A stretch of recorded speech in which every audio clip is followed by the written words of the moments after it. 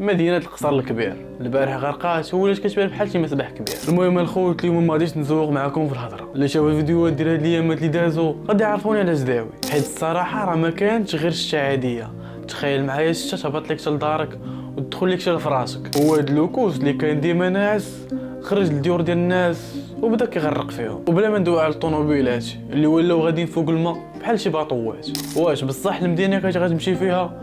وكيفاش تعاملوا الناس ديال السلطات والشباب ديال المدينه مع هذه القضيه هذه؟ ولله الحمد راه مازال ما تسجلت حتى شي حاله وفاه لحد الساعه. والاهم من هادشي كامل، واش الخطر داز ولا السوايع اللي جايين مازال مخبي لينا ما كفاس، حيت الارصاد الجويه مازال كيلوحوا نشرات كتخلع. ما عليك الا دابا تكون معايا لا فيديو من الاول حتى الاخر باش تعرف شنو طرا في الليله اللي غنسميوها ليله الجحيم بمدينه القصر الكبير. وما تنساش حاول تبارطاجي الماكسيموم باش كلشي يعرف وكلشي يستافد. ونبداو على بركه الله.